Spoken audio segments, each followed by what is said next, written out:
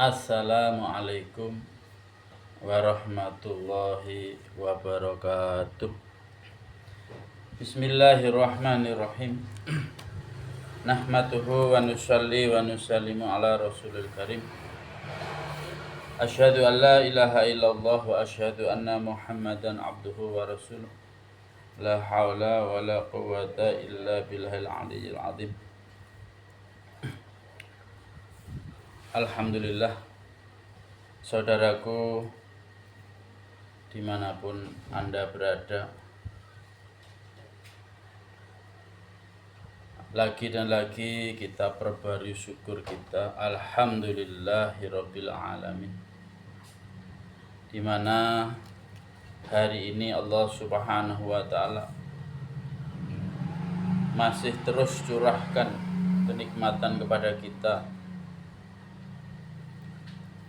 kenikmatan dari nikmat yang kecil sampai nikmat yang besar. Saudaraku yang dirahmati Allah Subhanahu wa ta'ala, alhamdulillah, sebagai saudara muslim, satu kalimat la ilaha illallah Muhammadur Rasulullah. Kalau jauh saling doa mendoakan, kalau dekat saling silaturahim, dan ada yang lebih penting lagi, yakni saling ingat mengingatkan. Saudaraku yang dirahmati Allah SWT, insyaallah dengan taklim kita sekedar wasilah saling mengingatkan sesama saudara muslim,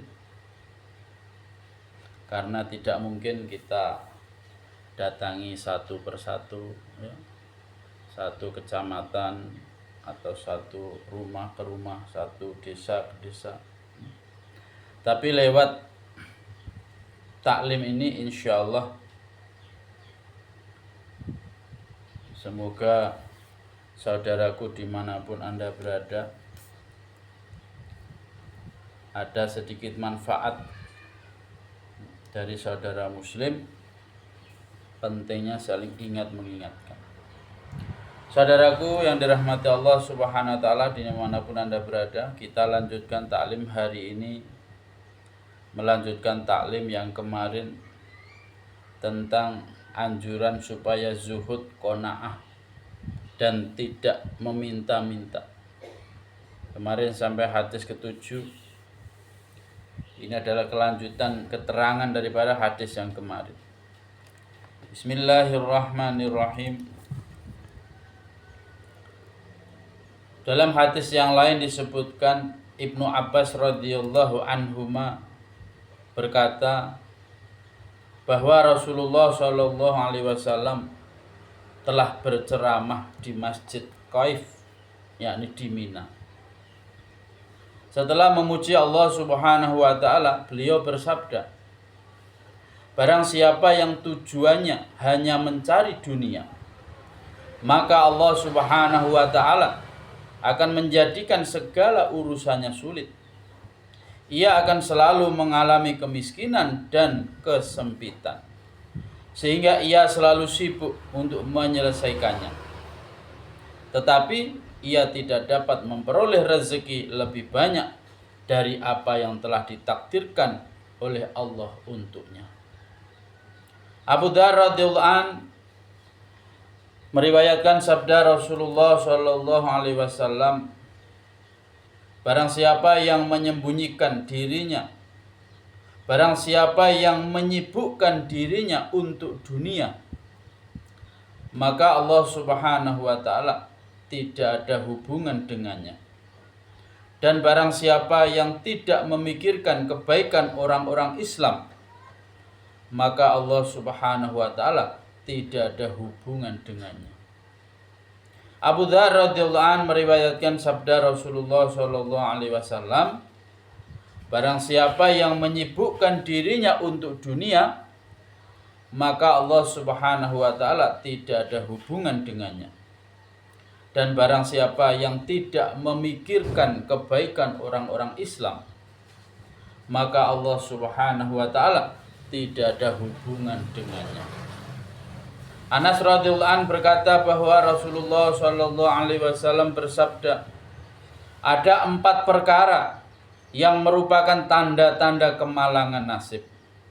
Ada 4 perkara yang merupakan tanda-tanda kemalangan nasib. 1. Matanya kering, tidak pernah menangis karena takut kepada Allah Subhanahu wa taala. 2. Hati yang keras, tidak mempedulikan akhirat, tidak menaruh belas kasihan kepada orang lain, dan hatinya tidak lembut. 3. Panjang angan-angan.